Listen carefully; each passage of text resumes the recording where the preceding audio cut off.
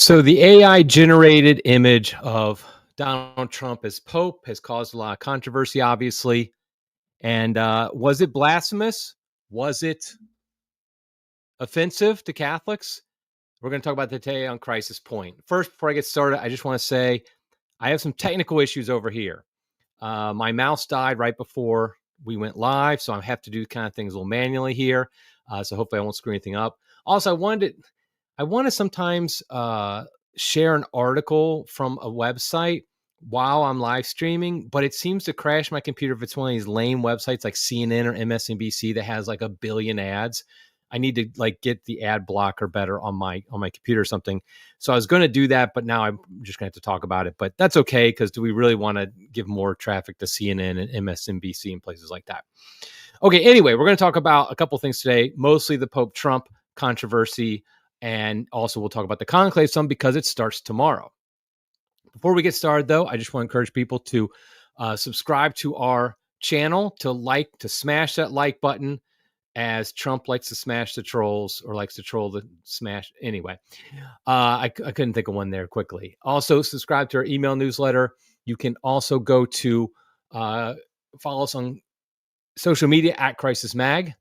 But the big thing is we are starting our twice a year fundraising campaign. You were waiting for it. You couldn't wait for it to get started, and it has started. We do this in December and May usually, and it's May.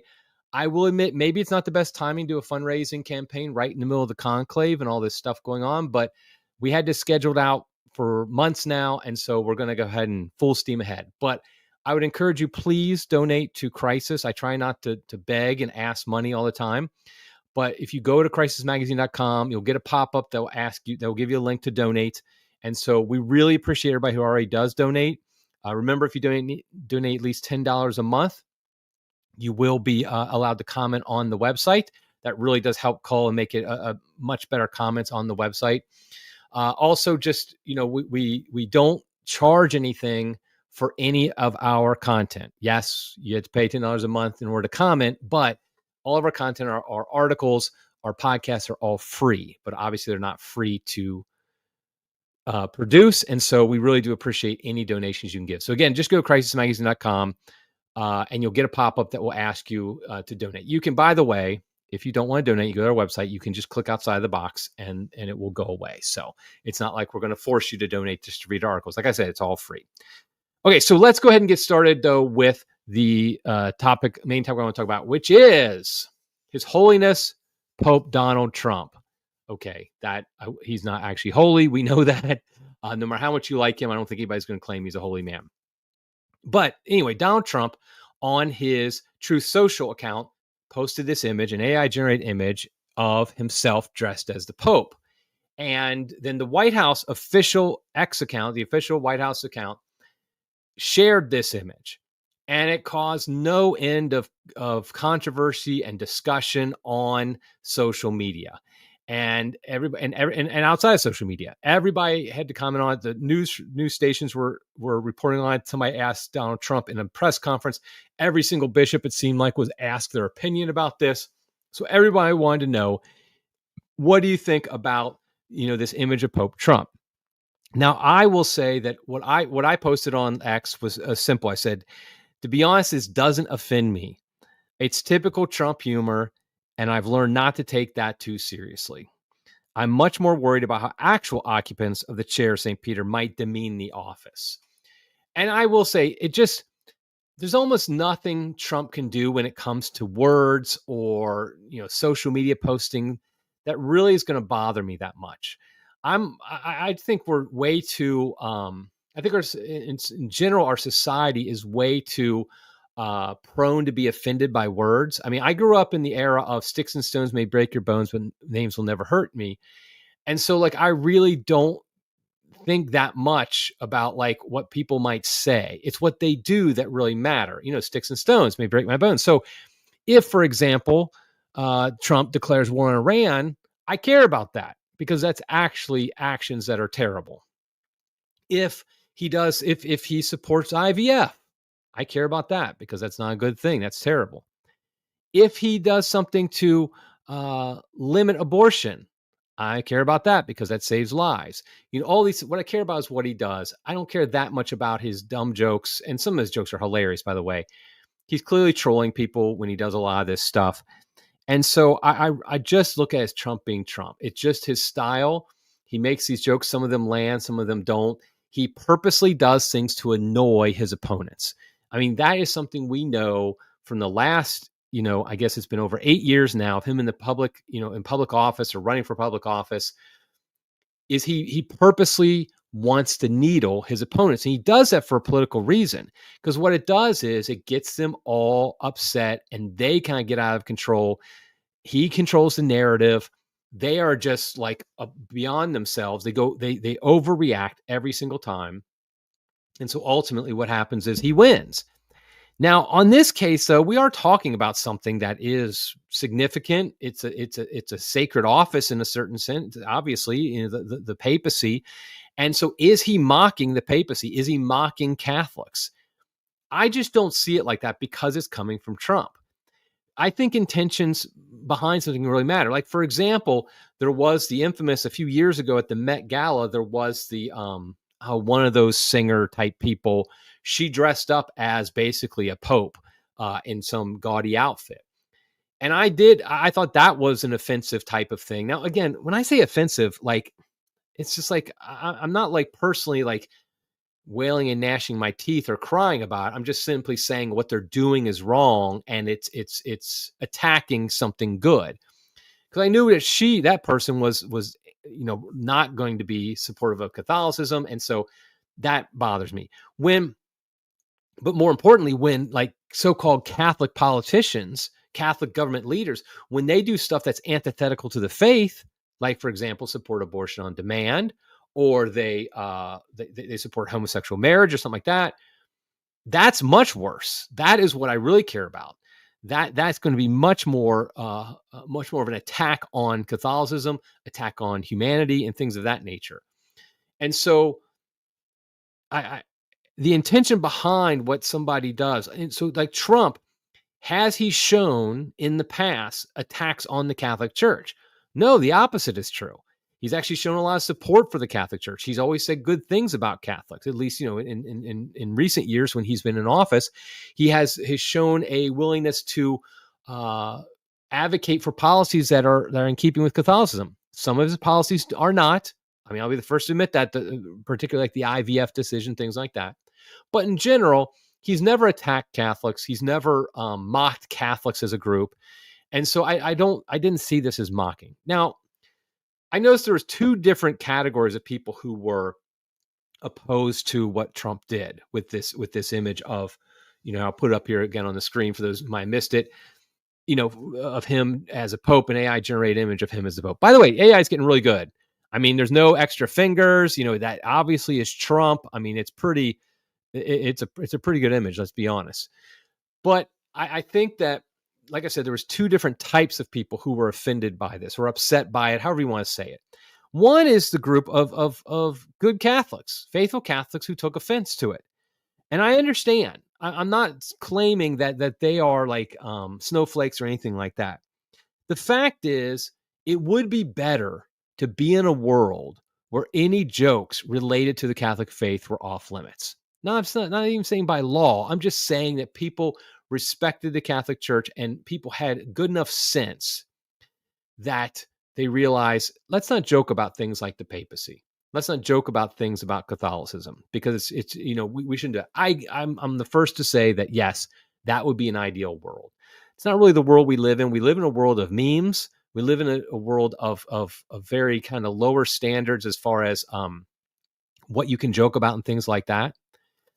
And so, again, I think that the bigger problem is, I would just say to those Catholics, the bigger problem is, of course, how do the occupants of the chair of Peter, how do they demean the office? I mean, I think Pope Francis, in a lot of ways, brought down the office of the papacy. He lowered the moral esteem of the papacy in his 12 years in office, far more than any joke that Trump does.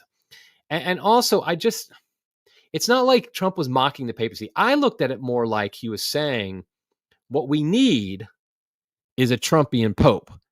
And this actually is an article that was published on Crisis a month or two ago by Austin Ruse. He published an article. He wrote an article about called Call for a Trumpian Pope. And what he basically said is we need a pope who is going to make the church great again. Who's going to he wrote this particularly right after the first few weeks of the Trump presidency, this term, where he was trying to cut out the corruption. He was trying to get things done, stop the bureaucracy, all that type of stuff. We do need a pope who will do all that. We do need a pope who will do that. So I would say, I felt like Trump in some ways was saying what the Catholic Church needs is a pope like me. Now, obviously, let's not take that too far. We don't want a pope exactly like Trump.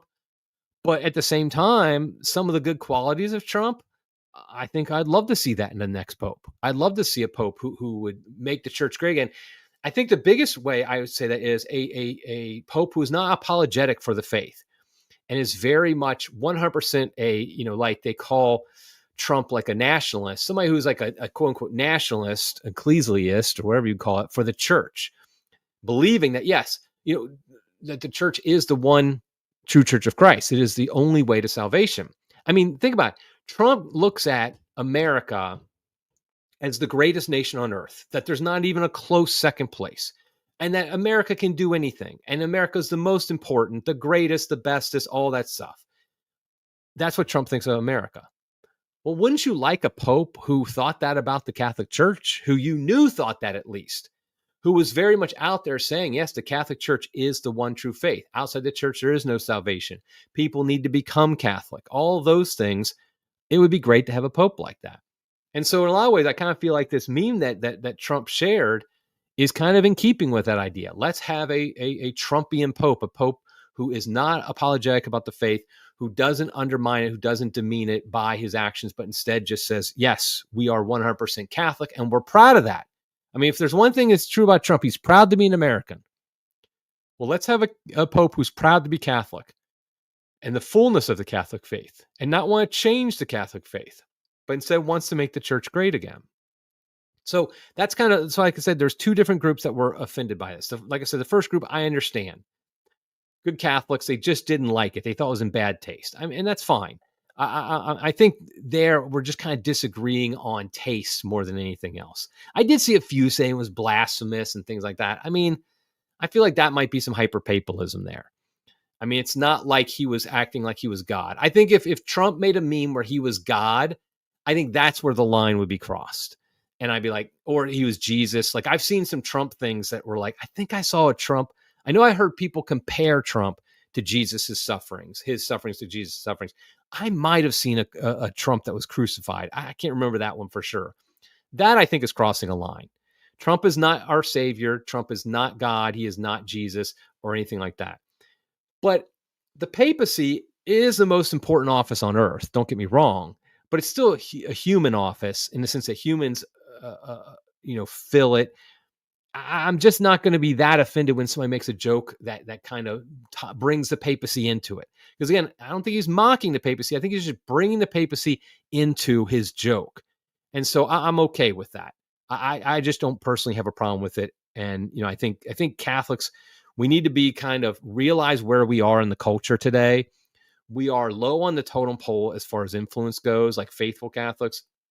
So we need to be able to take a joke.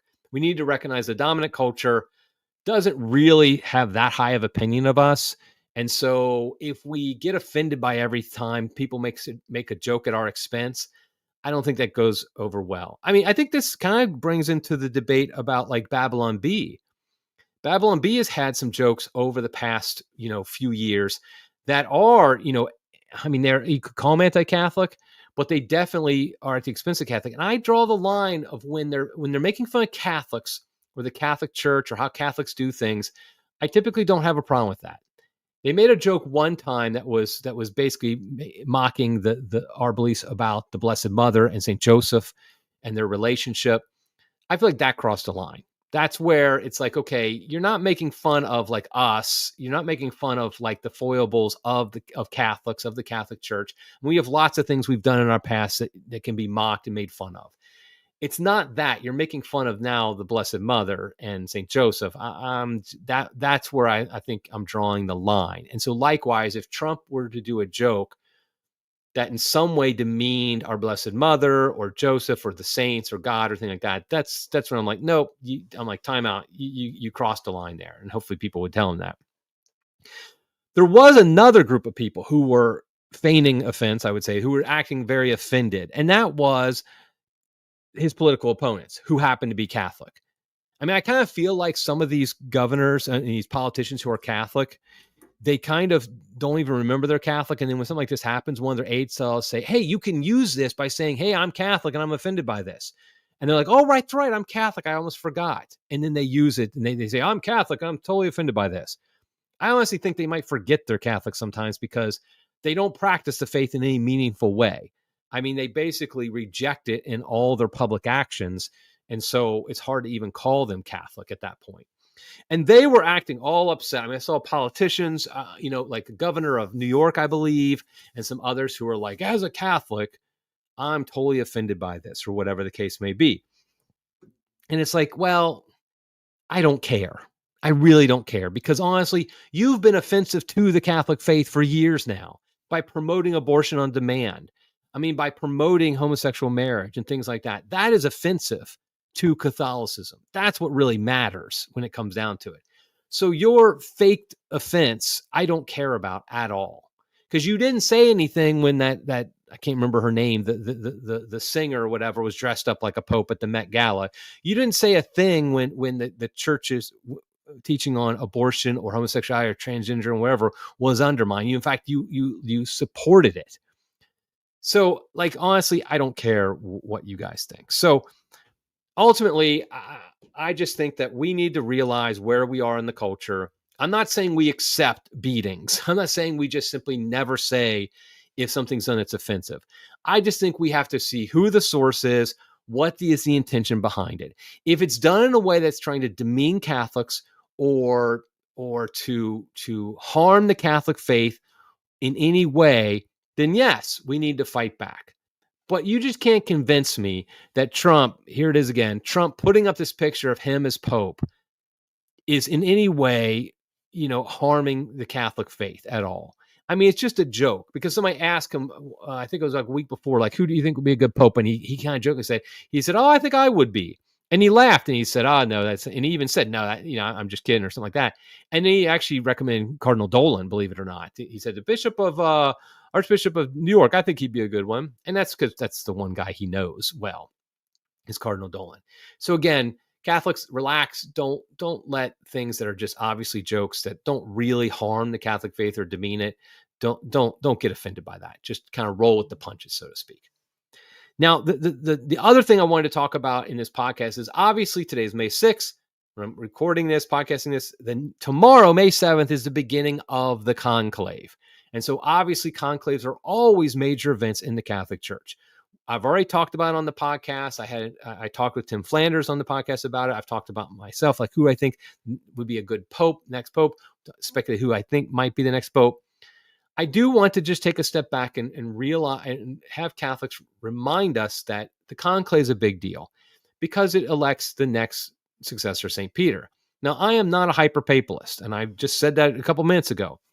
That doesn't mean I don't think the office of the papacy is important. Obviously, it is. And it's actually got more importance today than it should, in my opinion. What I mean is it has importance in ways it shouldn't. It's been turned into a celebrity figure. And so the person has influence through that way. And I don't necessarily think that's a good thing, because it does lead to hyperpapalism. It does lead to when you have a pope who says something wrong, that all of a sudden now people think, oh, that's what the Catholic Church says. That's what we have to believe. That's what Catholics think. All those things that I was afraid of as a Protestant come to pass in that case. And so I do think the papacy is important, but I think the way it's important is not the way it's being presented today, I guess is the best way to put it. And so the conclave and picking the next pope, obviously this is a big deal.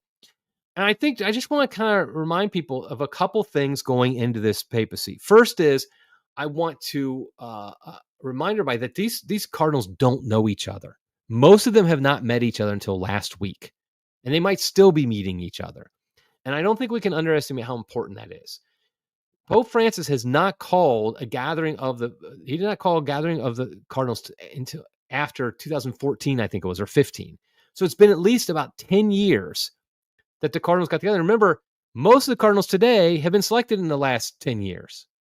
And so these Cardinals have never gotten together. They've never gotten to know each other. And do you really want to elect somebody you've only heard of by name? I mean, you'd want to like hear him speak, maybe talk to him yourself. I mean, if I'm a Cardinal, thank God I'm not. If I'm a Cardinal and I'm based somewhere like Sri Lanka or somewhere like Iraq or Timor, somewhere like that, and I get there and I don't know hardly anybody. I've only heard rumors I've only heard like news reports. I'm going to want to go up to the guy and talk to him. I'm going to want to talk. I want to hear him speak to the rest of the Cardinals. I want to do a little more research. So I think that's something that I don't think we can underestimate how important that's going to be. Does that favor a big candidate like a Parolin? Maybe, because everybody kind of does know him. And so maybe they're more comfortable with somebody like that, perhaps. I do think, though, it's interesting that there's a controversy happening right now because of the College of Cardinals, the College of Cardinals report that is up on, that I've talked about before. So College of Cardinals report.com, I believe is what it is.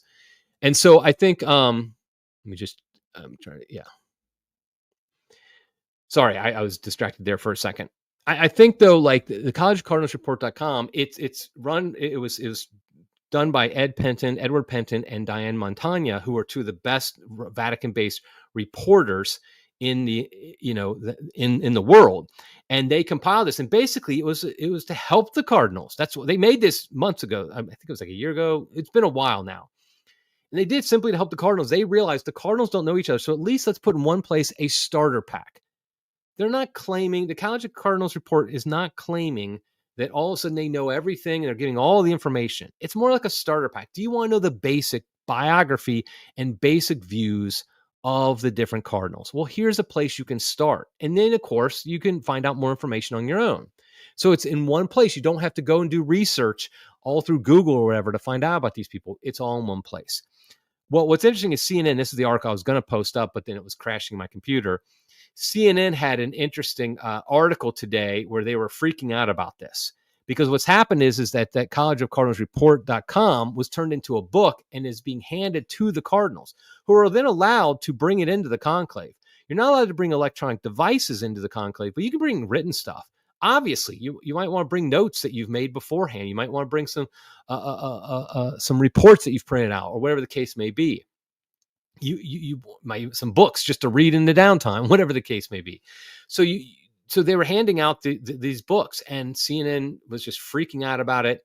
They were calling up, some canon lawyers saying this might be against canon law, which is of course ridiculous. It's just people who are, trying to don't like it. And what's interesting is this is the progressive playbook. This is the progressive playbook. You just have to fight information by trying to squelch it. This is what the Democrats always do over here in America, is they try to silence any opposition. They try to silence information. We saw it during COVID. What happened during COVID? One of the biggest things was they kept calling everything misinformation, and they kept censoring information. They did that because they knew their lies can only propagate and be successful in the absence of the truth. Well, that's what's happening here, is that CNN and some progressive Catholics, they're freaking out because information is being given to the Cardinals. They know their lies and misinformation will not work if people get the truth. If they try to make out a Cardinal as some radical crazy, but then somebody just writes up, well, here's their positions, and you realize that's not crazy, that's not radical, that's just normal. Well, then their lies don't work anymore. And I think that's why they don't like this. It's what they do. They try to censor information. That's what they're trying to do here, is trying to scare people, because that's what they're doing, is they're trying to scare people to say, oh, you better not give out this information because you could get excommunicated because it might violate canon law, which is nonsense. It's nonsense that would violate canon law to give information to the Cardinals before they go into conclave. We're not talking about like violating the conclave. We're just saying, hey, here's a report. Take it or leave it. You can do whatever you want with it. You can throw it away. You can read it, take it in with you, show it to others. That's fine.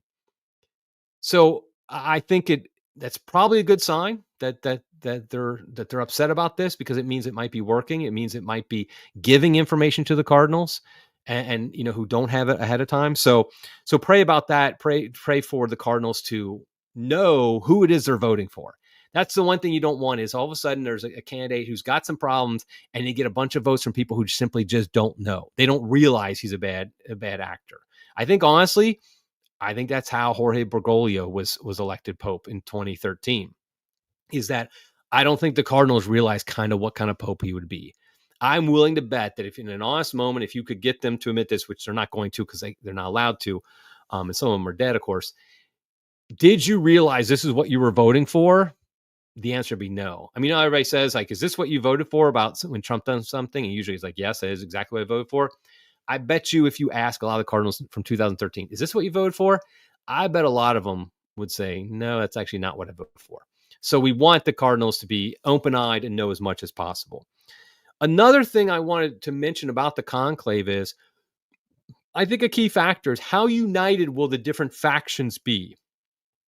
What I mean by this, a priest I know was saying the other day that he thinks that he's seen, and I think this is true, if you look at the past like 60 years, conservatives are often not united. This is very true of Vatican II. If you look at Vatican II, what you find is the progressives were very united in cause. The conservatives were very slow in reacting. They were not united together, and so they lost, basically. Well, that's happened over and over again. And I think that happened in 2013 as well. The hope and prayer is that the conservatives have learned their lesson. Be united. They don't have enough votes to elect a pontiff on their own. I don't even think they have enough votes to block a candidate, like by themselves. If you just took the ones who are truly conservative, my guess is of 133, you need, okay, how many votes do you need? You need about 44 votes, I think it is, to block a candidate. Because it's 89, I believe it is, that you need to be elected, which means you need 45, 45 cardinal electors to be in a block against somebody in order to prevent them from becoming the Pope. I don't think they even have 45. But if they have, like, say, 30 that are truly united, 20 to 30 that will not budge from each other, will not compromise and say, no, we're not going to take this guy or whatever. They vote in a block.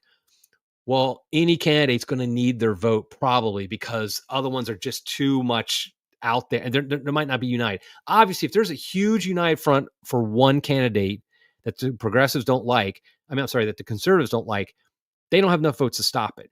But the more likely scenario is there's going to be multiple candidates that are kind of have a certain number of votes. Like one might have 40 votes, another one might have 30 votes, another one might have, 25 votes, something like that. Well, then you add the conservative bloc to them, and now we're talking. Now they could get elected Pope if they're united. So I think that's the key: is the conservatives, do they stay united? Also, on the flip side, will the progressives be united? It doesn't look like they are at this point. At least from what they're saying, it doesn't look like they're united behind a single candidate, and that's a good thing. We want them to be divided as much as possible, that they don't, certain candidates, they select, they support different candidates. And then hopefully maybe a candidate will come forward who will be somebody the conservatives can back, and a certain segment of the more progressive Cardinals can say, okay, that guy's fine too. Like I personally am still, I talked, last week on the podcast, I said, I think it's very, like, Cardinal Sarah had maybe a 3% chance, something like that. I talked to Tim Flanders on the podcast in the next one, and he kind of convinced me it's a better chance. But I'm going back again to saying I just don't see it happening. I don't see a true conservative. And by the way, these labels, conservative, progressive, I know they're not perfect. I know there's issues with it. The groups are a little bit more nuanced than that.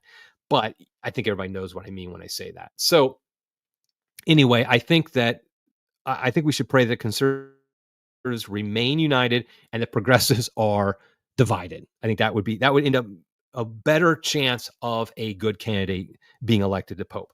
Another thing I want to say is I'm starting to suspect it's not going to be one of the big names that have been bandied about on social media. I tend to think that what's happening on social media is not reflective of what's happening among the Cardinals. I'm not saying they're not on social media, not looking at social media. I just don't think I think they're going to be like more open to candidates we've never heard of. And then another thing I wanted to say is I'm starting to think it might be a long conclave. By that I mean the last few conclaves have always been 2 or 3 days. I think it might go more than 3 days. Primarily just simply because, again, they have to get to know each other. I think there would be a good segment of Cardinals who are going to be like, I'm not voting for this guy until I know more about him. So maybe some Cardinal gets 50 votes on the first day. They might really need to be convinced, like, okay, I will go over to this guy. I need to hear more from him. I need to hear him speak, because they have these opportunities to speak during the conclave and to outside of the official meetings to canvass for votes and things like that. I mean, this does happen. Have their people canvass for it as well. So we'll see. Ultimately, of course, nobody knows. I don't know. I don't claim to be an expert on this. And honestly, I don't think anybody really is. I think ultimately we're all guessing. I'm just taking what I hear, what I've seen, just basic guess on human nature and things, things like that. So we'll see. And I think it's a good chance when we do our next live podcast, which will be a week from today, on Tuesday, May, what is today, the 6th, so May 13th. I think then we'll have a new pope. I do think it's not going to be that long. I don't think we're going to not have a pope, 7 days from now. So we'll see what happens. Okay, so let me go ahead and take some of the comments from the live chat. By the way, thank you everybody who joins the live chat. I really do like that you do that and have comments with each other and stuff. And I try to address some of them at the end. First one's from Sean Duffy, not the transportation secretary, I assume. If it is a transportation secretary, welcome to the program, Secretary Duffy. Otherwise, thanks for being here, Sean. Remember when Father Martin put a rainbow flag behind St. Luke's image of Our Lady? Who is a guy like him to talk? I mean, okay, there we go. That's a good point, talking about this offensive images. When you change icons of saints and images of saints and that to represent something that's sinful, like the homosexual movement, I mean, hello, that is blasphemous. Not making a joke about like being the next pope. And I like what somebody said about that, was that somebody said that like most guys joke around at times, Catholic guys joke around and say, oh, if I was pope, I'd do this. I mean, it's kind of what Trump's doing. And nobody cares about that. And okay, Howell says, and Gloria Purvis is melting down over it, of course. I mean, talk about the professional, aggrieved class. I mean, that I'm sorry, Miss Purvis is exactly that. She always finds something to be offended by. So Vic Burr said, well said. By the way, I love the painting hanging behind you, the Angelus. Yes. Thank you very much. I've had this painting since I was married. I think I got it as a wedding gift. So 30 years ago. This month, by the way, I'm celebrating my 30th wedding anniversary. So congratulations to me for that. Yes, I love that image. I've had it. I remember seeing it when I first became Catholic, before I was even married, and I loved it. And so we've had it in the house, and I finally stole it so I could have it on the podcast not too, a couple years ago. Anna Kate also says, compared to how other presidents have treated Catholics, this isn't in good taste, but it's not worth shaking over either. Yeah, I'm not claiming it's in good taste. I mean, I wouldn't do it. I know that. I wouldn't put an AI image of me as the Pope. And because I don't think it's good taste. But yeah, no shrieking over it. Agreed, Anna Kate. And Anna Kate also says, I agree, Eric. I think it'll be at least a week or so this time, more than just a few ballots. Yeah, so just to be clear on how the conclave works, as far as the voting goes, what happens is every day of the conclave, except the first they just have one vote in the evening. What they do is they do a vote in the morning. If nobody gets the required amount of votes, then they just kind of put it aside. They do another vote soon, like later that morning. If nobody gets it then they burn them, black smoke. If somebody gets elected at either of those times, white smoke. Then in the evening, same thing happens in the afternoon session. They have two votes. The first vote, if somebody gets elected, white smoke. If nobody gets elected, they move on to the next vote a little bit later. Again, if nobody gets elected, black smoke. If somebody gets elected, white smoke. So there's really only 2 times during the day that you can get black smoke. At the end of the morning session, into the afternoon session. And there's 4 times during the day that you can get white smoke. And I think it's like 10:30, noon, 1:30 and 4, something like that, Rome time. So we'll see. But that means you can have up to 4 votes a day. Like I said, there hasn't been a conclave that's had more than 10 votes in recent memory. So it would take to get to be to 4 days. You'd have Thursday, Friday, Saturday. Times 4, 12. You need at least about 14 votes to get to Sunday. I'm not 100% sure if they have the same number of votes on Sunday. I don't know that. Somebody had to fact check me on that one. But the point is to get to even Saturday, because it starts on Wednesday, get to Saturday, you need at least like 13 or 14 votes that would fail. I think that's possible. But we'll find out. Like I said, obviously be praying for the conclave, be praying for the cardinals, pick a cardinal or two that you can pray for specifically and kind of take them, at random or something like that. But, like I said, by the time we talk again, I'm willing to bet we'll have a new pope and we'll say Habemus Papam. And we can just hope and pray it's the pope that the Holy Spirit wants us to have. Okay, everybody, until next time, God love you.